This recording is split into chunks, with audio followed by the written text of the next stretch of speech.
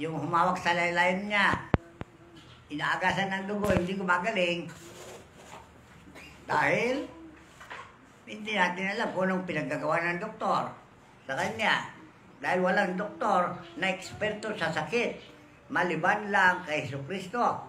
Kaya yan, nabasa ninyo, narinig ninyo, ang ebanghelyo niya, naglilibot na nangangaral ng ebanghelyo sa lahat ng tao at nagpapagaling ng sakit, di ba?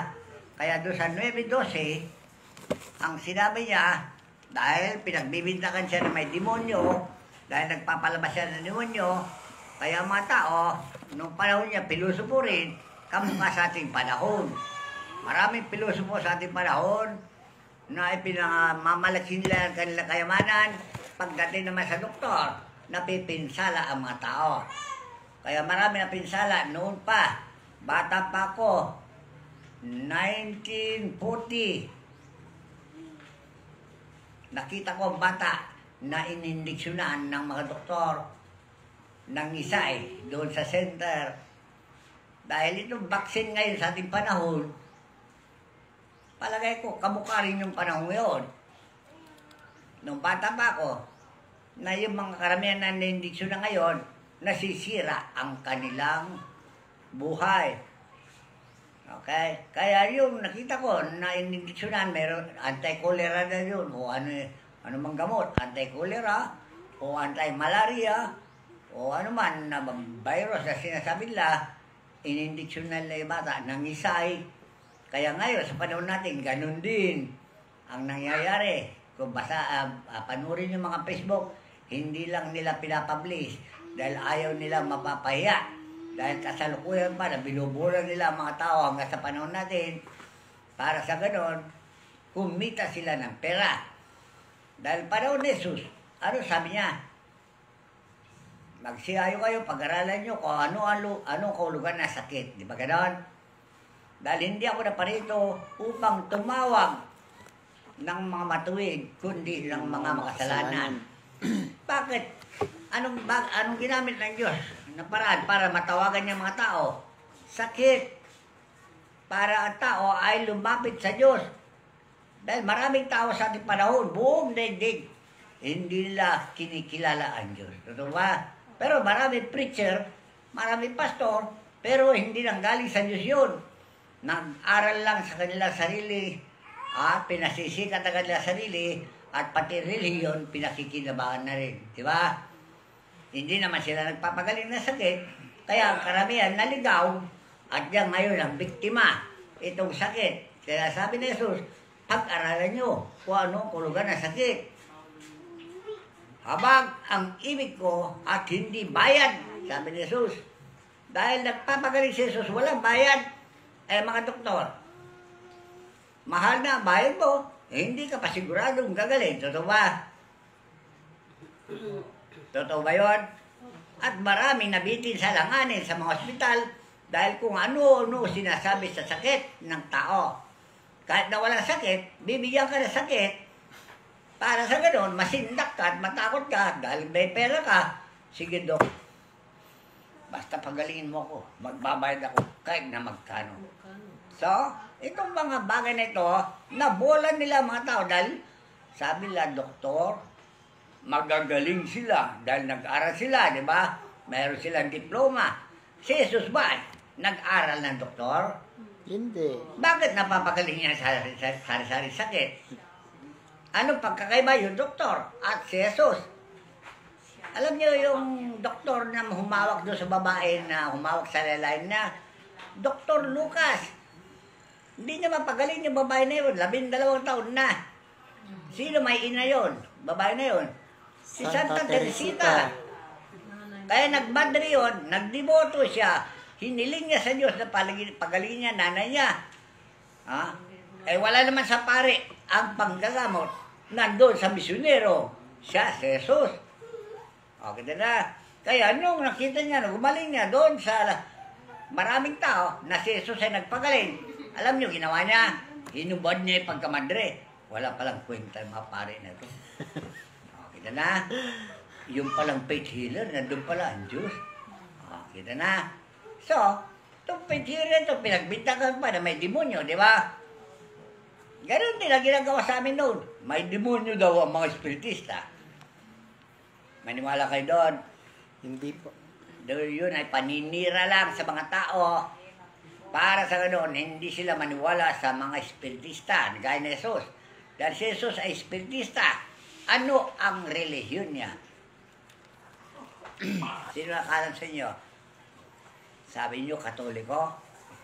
Kakabali kayo. Hindi po nila Katoliko, tinuturo pumatay yan. sa kanya eh. Sino ang kumuro ng tinig sa kanya? Di ba, pare? Papa ng Roma. Yun ang papa ng Roma. Dahil ayaw ng Romano na merong relihiyon na tatayo pa sa kanila. Dahil gusto nila, sakupin nila buong digdig sa kasinungalingan. Dahil ginagamit nila ang misa na pinagkakapirahan. Ito ba? So, si Jesus ngayon, isinugo ng Diyos dahil alam niya na itong Romano talagang manluloko. Kaya na, kaya nung isinugo niya si Jesus, ngayon, yung mga scribe at pareso na sinabi, pinagbintangan siya na may demonyo. Oh, mapapagaling ba yung sakit na inaalihan ng demonyo kung wala sa kanya ang Diyos? Kaya yung kanyang apostol, naniwala sa kanya. Lahat ng mga nakikita sa kanyang magawa, naniwala sa kanya. Ibig sabihin, naubos na yung mga membro ng Katoliko dahil sumunod sa kanya maraming tao. Lalo na sa nanggaling sa Katoliko dahil wala naman manggagamot sa pare. Kaya nung lumitaw yung Petzler, nahila lahat yung mga tao dahil sumikat siya, nabantog siya. Ito mga pare naman, maubusan tayo ng kayamanan. Mamatay ang ating negosyo. Wala na yung negosyo natin. Sinira itong engot na Jesus na ito. Parang ganun. Kaya Kailangan natin siyang nasinira si patayin. Jesus.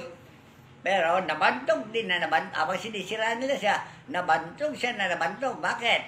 Yung sinabi yung eskreba, kamamatay lang yung anak kong dalaga. Puntahan mo. Ano sabi ni Jesus? Hindi naman namatay yun. Kumatos lang. Nawala yung kanyang diwa, yung kanyang kaluluwa, naglakbay. Kaya sabi ni Jesus, tutulog lang yan. Ano sabi yung iba? Sira atay, no? Patay na, tulog daw. Eh paano, hindi nila alam kung ano ang kaulugan yung hinimatay. Ano yung hinimatay? Nawalan ng ulirat. Di ba? Nawalan ng malay. Pero yung kaluluwa niya, nandun pa rin. Kaya lang, nawalan ng malay siya. So, nung sinabi ni Jesus, natutulog lang yan. Aba, sabi naman yung tao talaga, tao to. Patay na, natutulog daw. Talaga sinungaling. Nung hinawakan ni Jesus yung kamay niya, bumangon yung babae. So, naganap ba sa ating panahon yun?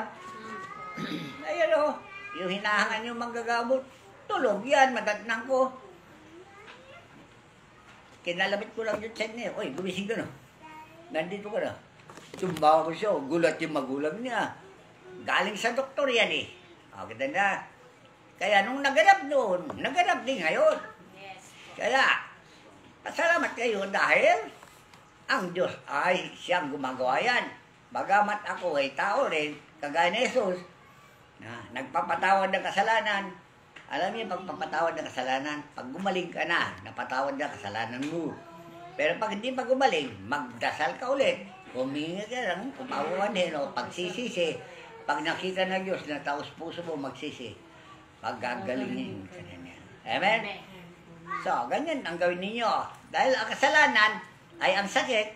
Ano sabi ni Jesus? Pag-aralan nyo, ano kulga ng sakit? Parusa ng kasalanan. Kaya pag ang kasalanan ay hindi napatawad, lalala at magbunga na ng kamatayan. Totoo ba? Pero ang tao, kahit na nabibigyan sa kamatayan, kung talaga may paniwala yung mga tao, no kamag-anak, mabibigyan ng pagkatao na mabuhay. Okay na, yan kayo ng kaulugan daw, sakit. Pag-aralan nyo kung anong kaulugan ng sakit. Pagtawag. Yung iba naman, porque may pera, takbo agad sa doktor. Totoo ba yun? Opo. Kaya doon ang nagagalit ang Diyos. Bakit nagtiwala sila sa tao? Doktor, tao. Hindi naliwala kay Jesus, tao rin. Pero pinaniwala niya yung doktor. Bakit? Eh maputi kasi damit niya, maganda pa magsuot. Talagang Ewan ko, gwapo pa siguro. Hindi ka mukha ni Jesus. Walang itsura yan, nakagandaan yan. Dahil anak, mahirap. Ha? Maniwala kayo na 3 taon na hindi niya pinalitan yung damit niya bago namatay. 3 taon na hindi nagbihis yun. Yung damit niyang puti. Mukhang alikabok na, nakalaunan. Bakit? Eh, disyerto yun eh. Umaalikabok, kumapit lang sa damit niya yung puti. Anong mangyari sa puti pag namulo alikabok? Kaya ganyan si Jesus. Maputim. Kaya inaapi nila siya dahil mahirap na. Hahangaan pa ng maraming tao. Siniraan na naman si Jesus. Ano kaya itong kaululan na ito sinasabi itong tao ito? So, maraming paninira sa kanya. Kaya lang, hindi nalita na dahil alam niya na anong alam ni Jesus sa kanila? Bobo sila. Kaya sabi ng Diyos sa kanila, doon sa bibig ni Solomon, Kawikaan 1:22.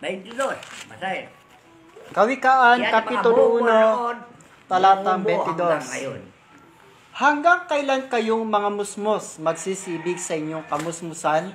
At ang mga nanunuya ay maliligaya sa panunuya. At ang mga mangmang ay magtatanim sa kaalaman. Magsibali kayo sa aking saway.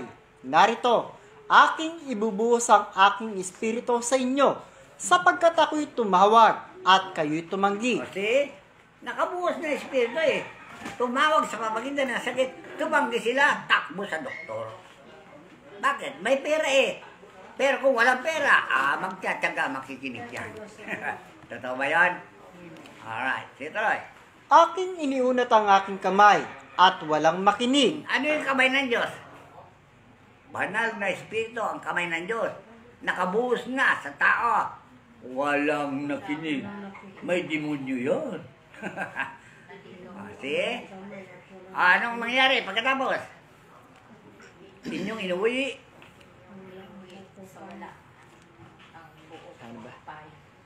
Magsibali kayo sa aking saway.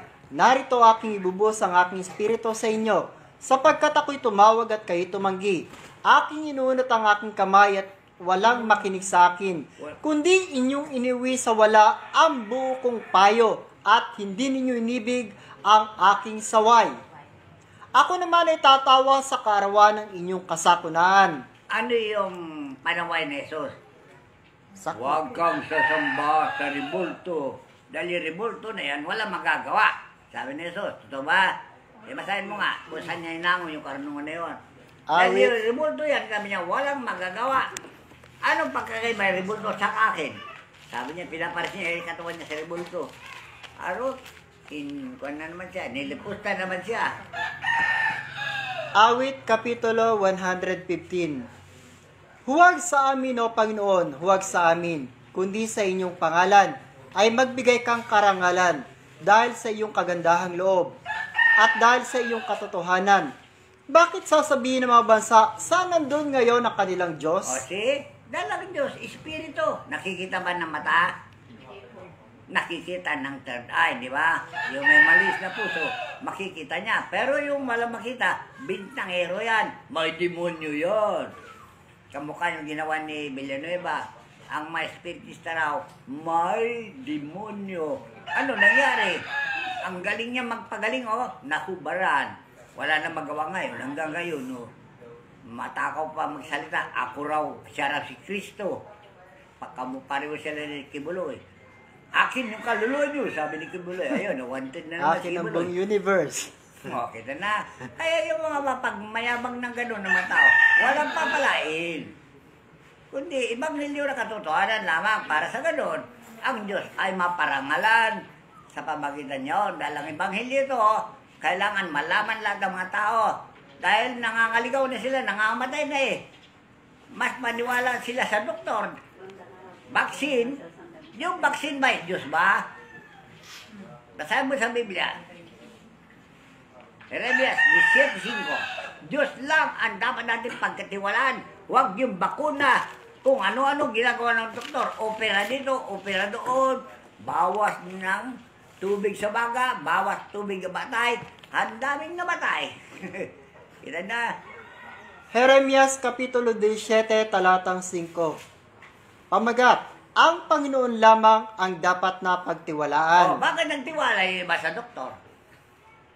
Nakinig ba sila ng Ebanghelyo o inuwi nila sa wala yung Ebanghelyo? At sinunod nila yung kanilang gusto. Tapos magdasal, Ama namin, nasa langit ka. Diyan ka lang, huwag mo kami pakikiram.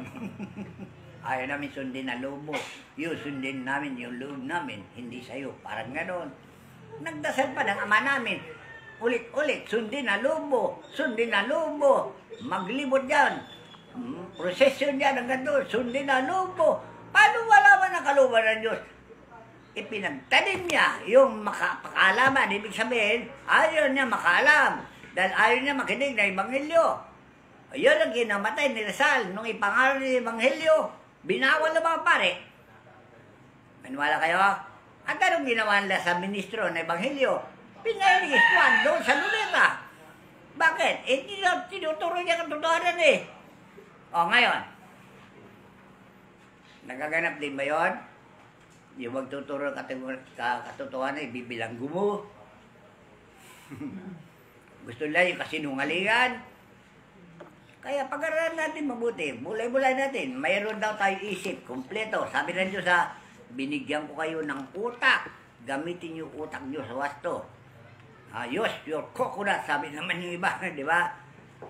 Use your coconut. Baka naman wala namang nut. Puro coco. Mayroon ba tayong utak? O baka wala na tayong utak? So, gamitin natin ng utak natin ngayon sa wasto, ha? Dahil ito, pagmumulat.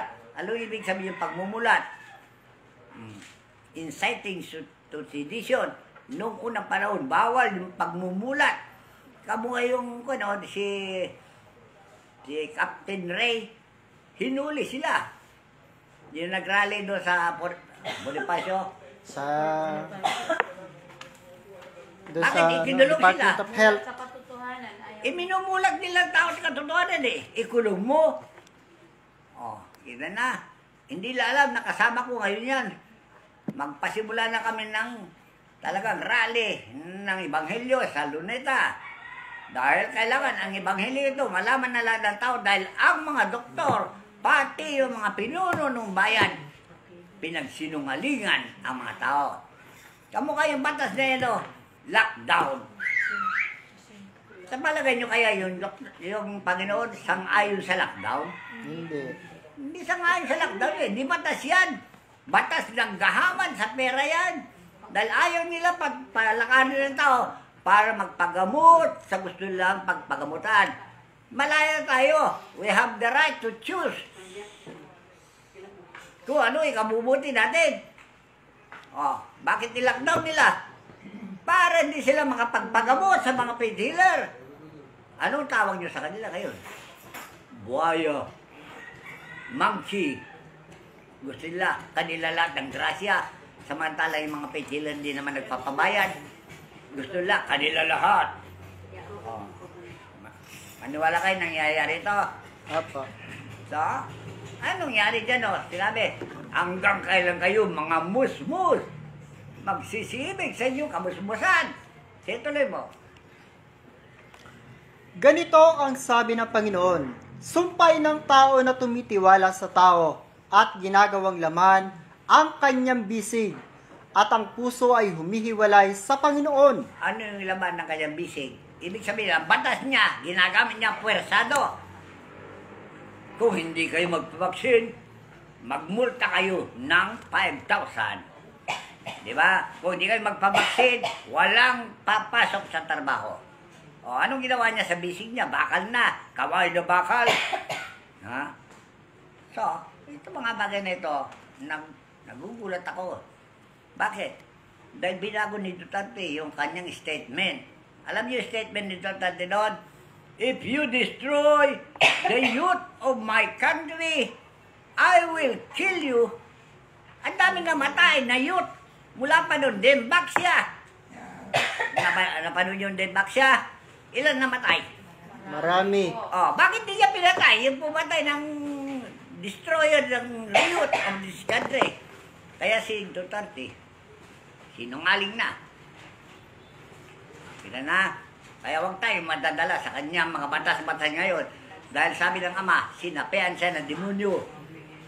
Alam nyo, ang sapi ng demonyo, kilala mo sa akin kung paano in-influensya ni Satanas Jesus para magpakayaman. Matthew 4. Mateo Kapitulo 4, talatang 8. Muling dinala siya ng dyablo sa isang bundok na lubhang mataas at ipinamala sa kanya ang lahat ng mga kaharian sa sanglibutan at ang kaluwalhatian nila. At sinabi niya sa kanya, lahat ng mga bagay na ito ay ibibigay ko sa iyo kung ikaw ay magpapatira pa at sasambahin mo ako. Alright. Lalo panahon ni Jesus, walang helicopter. Kaya hindi makita yung kayamanan na nagtataasan ng mga building at mga Kaharian. yung mga bahay na naglalakihan na dahil marami na nag-abroad. Kaya lahat itong abroad ngayon, sila ang hinaharang ng mga doktor. Lalo kung galing ka sa abroad, harangin ka sa airport, quarantine ka, tapos kahit na wala kang COVID, may COVID ka. Bakit? Yun ang tinatawag na legal na hold up. Totoo ba? Yayaman sila yan. Kaya sabi ng Diyos sa akin, nasapian na raw ang demonyo itong si Duterte. Bakit? Dahil gusto na niyang yumaman. Nung isang araw, narinig ko yung kanyang Facebook. Gusto na rin niyang mamatay at gusto niya punta sa impyerno. Anong sabi naman yung isang doktor? Aba, Presidente, kung gusto mo punta sa impyerno, ikaw na lang. Ba't ka nagdamay? Ba't mo dinadamay ang mga bata? Ba't mo dinadamay mamamayan? Ikaw na lang magpaturok ng vaksin para mamatay ka kagad. Tama ka naman yung doktor. So, ito ba nangyayari dito sa ating bansa? Pag-aral natin, dahil meron na tayong isip, may mata, may pakinig, makinig kayo sa balita, gamitin nyo yung, unawan nyo kung tama ba itong mga fake news, na ito na, magpabaksin ka para ligtas ka. Tama ba kaya yon? Ay kung ipakita namin sa inyo mga video na marami ng ataol at marami ng bangkay doon sa taol at meron pa kasalukuyan, kahit diksyon lang, nagwawala na, gawa ganyan na, sira ng ulo. Kagandang Dahil bata. sa ka-indiksyon, nasira ang immune ng kanyang katawan. Ang ganda pa naman babae, pang Miss Philippines, parang mulit na, huwag ganun, Nakita nyo yung namatay sa nightclub, nag-inuman, anong ininom na? Yung ecstasy. Ecstasy lang, nangamatay sila. Ano kayang sangkap itong vaccine na ito? Maraming Drugs. sangkap. Drugs. Sabi Saka ng mama, lason. may drug pa yan. Kita na. Ang tawa naman, paniwala. Kaya ngayon, itong pandemic na ito, nakamatay na maraming tao. Sabi ng ama sa akin, maawa kayo sa kanila. Dahil yung pandemic na yan, sabi niya, pagpatay na yan, sa akin galing yan. Sabi niya, para mapigilan yan daw, anong gawin natin? Dahil nung bantaan ng Diyos, nung panahon ng mga propeta, yung Nineveh, gugunawin daw niya Nineveh. At natakot yung propeta na pumunta sa Nineveh. Bakit? Matatapag daw yung mga taga Nineveh. Kaya ayaw pumunta. Sinabi ng Diyos, punta ka sa Nineveh. Sabihin mo sa kanila, nagugunawin ko ang Nineveh. Anong ginawa ni Jonas? Sumakay ng barko, tumakbo sa Tarsis. Ano nangyari sa dagat? Dumating ang bagyo. Sinaluwag yung bagyo. Ano sabi yung kapitan ng barko? Ang tagal na ako nagbibiyahe. Hindi ako sinalubog ng anumang bagyo. Siguro yung bagyo kasi lakas ng Yolanda o si Odik. Ang sabi kayo yung barko, tatawag na barko natin. Manalangin kayo. Manalangin kayo sa inyong Diyos para malaman natin kung sino itong tao na hinahagad ng Diyos. Dahil mabait yung kapitan ng barko. mayroon siguro makasalanan dito sa barko ko, sabi. Nagsapalaran sila, nahulaan nila na isang taong pangalan Jonas, natutulog doon sa sulok ng barko dahil sumagay siya sa barko, walang pasahe, walang ticket siguro. Pagkakas lang yun eh. Sinipa ng kapitan ganyan, hoy, binata!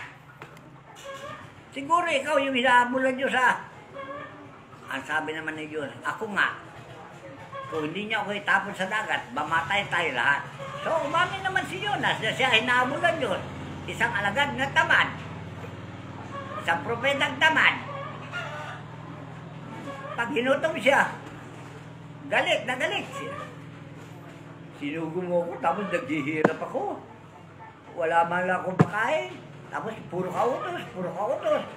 Yan ang mga alagad na tamad. Kaya marami din alagad ng Diyos na tamad sa ating kapanahunan. Kaya siguro sila ay hinaagan ng Diyos. Kaya ganito, kagalit ng Diyos ngayon sa ating panahon. Ngayon, nung itapon nila sa dagat, si Jonas, ano naman ginawa ng Diyos? Sinausap ng Diyos yung balena. Hoy, balena! Alam niyo kung sino yung balyena yun? Inkantada ng karagatan. Yung malaking balyena. Kunin mo si Jonas, sabi niya, baka mamatay. At dalhin mo siya, sabi niya, sa Ninibe. Nilunok ng balyena si Jonas. 3 araw siya doon sa tiyan ng balyena, ba't hindi namatay si Jonas? Nakakita na, makapagre ng Diyos. Nasa tiyan ng balyena. 3 araw siguro, dumi na lang. Di ba? Dahil yung 24 oras, tunaw ka na. Bakit din nila tunaw si Jonas? Dahil nandun sa tiyan ng balyena, 3 araw, nagdarasal. Baka sabihin niya siguro sa dasal na, patawad Panginoon, nagsisisi na ako, hindi na uulit po. Parang gano'n siguro, ginawa niya, di ba? Ngayon, nung pagdating sa tarde, alam niyo yung balyena, yung gripo na lumalabas sa likod niya, doon lumabas si Jonas. Nakaupo doon sa parang gripo niya, sinasalo ng tubig, fountain. Nakaupo siya gano'n, no? Yung fountain, siya bumubuhat sa kanya. Walang niya, free trip. Sabi niya, nandito ako sa Ninibe, walang pasahe. O bakit? Di dala na yung kantada ng karagatan eh. Bumaba siya ngayon doon sa Pampang. Tumakbo siya doon sa Malacanang. Kung Malacanang, nung kinaro niya hari, sinabi niya, galang-galang na hari, gagawin daw ang Diyos sa Ninibe kung hindi kayo magbago, magsisi. Anong ginawa yung hari? Dahil naniniwala siya sa mga propeta. Maliban lang kung dito hindi maniwala sa propeta. Kita na. Ano sabi niya doon sa mga kababayan niya? Tinawagan niya mga senador, congressman, gobernador, mayor, kapitan. Tinipon niya sila. Miniting niya sila na kung hindi tayo mag-ayuno, mamamatay tayo dahil maniwala siya sa propeta. Anong ginawa nila? Nag-ayuno sila, nagbuhos pa ng mga abo para walang tatakas, walang kakain, walang iinom. Nung matapos ang ayuno, hindi dumating yung paggunaw, ligtas sila lahat. Kaya yun sana ang gawin natin daw ngayon. Dahil si Presidente hindi maniniwala sa propeta, patay tayo yan. Hindi ka mukha yung hari sa Ninibe, naniniwala sa propeta. Ligtas sila. Dahil si Duterte, walang paniwala sa propeta. So, kailangan tayong mamamayan, mag-ayuno tayo ha, para hindi bating yung paggunaw. Dahil sabi ng Panginoon, kung gaano karami populasyon sa buong daigdig, hatiin niya yan. Kalahati lang ang matira. Ayaw ko mangyari yun. Bakit? Ang daming tao, milyon na mamatay.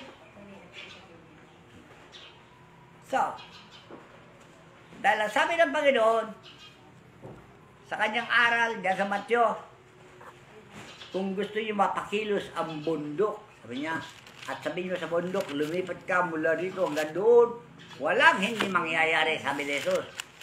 Kundi ito mangyari sa pamagitan ng panalangin at ayuno. So, para mapigil nga itong pandemya na ito na pagpatay sa mga tao, manalangin tayo at mag-ayuno ha, para sa kapakanan ng ating bansa. Dahil si Dr. Rizal, mahal niya at ang ating bansa. Kaya nagpakamatay siya sa Luneta dahil mahal niya ang kanyang bansa. Anong kinamatay ni Rizal? Biblia! Dahil nung panahon ng Kastila na yun, bawal ang magbasa ng Biblia. Ayon mga Katoliko, pambasahin ng Biblia mga tao. Kaya ang pinamasa nila, pasyon. Okay na. Hindi Biblia, nagtayo sila ng rimulto. Wala naman nagagawa yung rimulto. Totoo ba? Okay. Kaya si Rizal, umalsa. Nakipagdigma ng rebellion laban sa Kastila. Kaya may katipodero. Kaya alam niyo kung bakit nilagay ko yung bandera sa paanan ng Espiritu. Dahil talagang ayaw ko rin na mamatay ang Pilipino.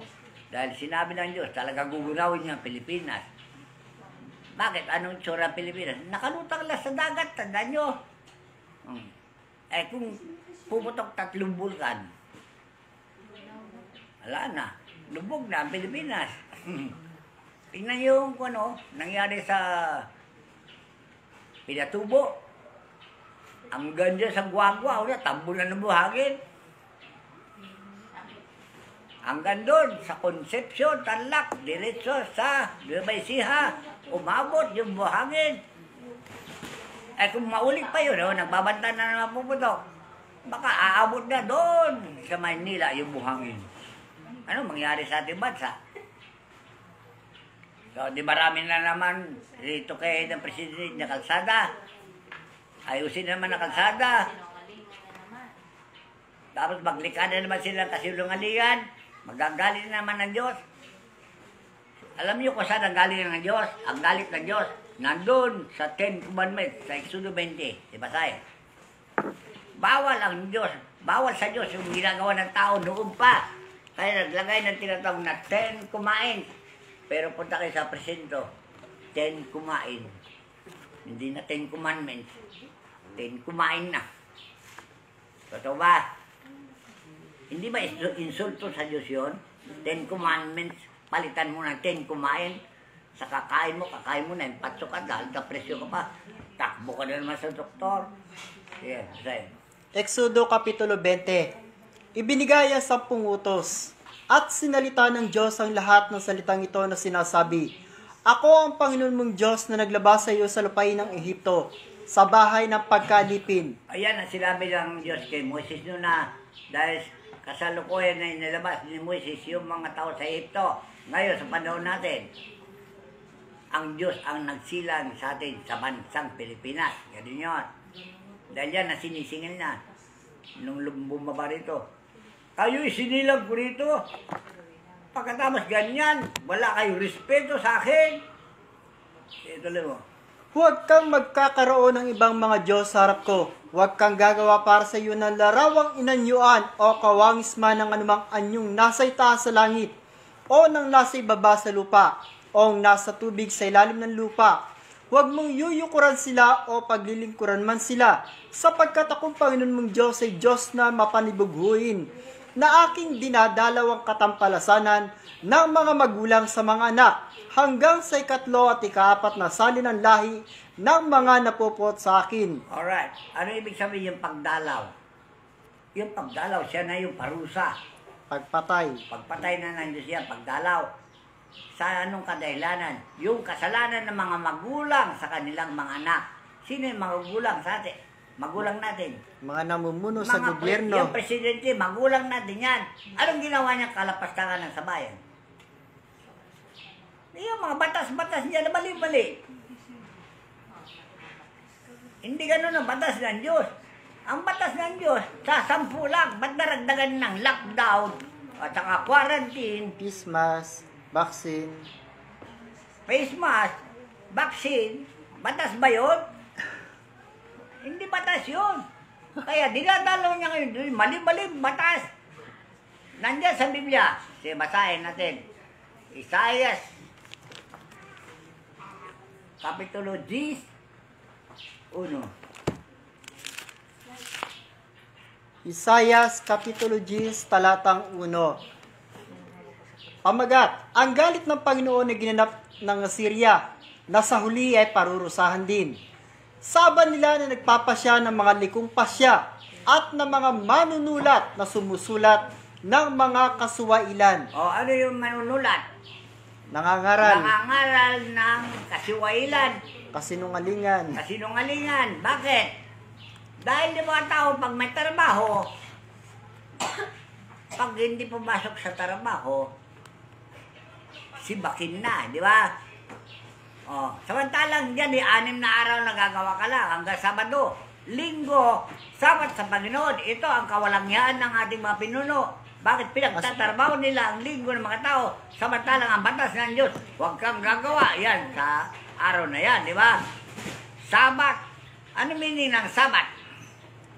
Meeting. Kapag itong ginagawa natin, meeting. Magpupulong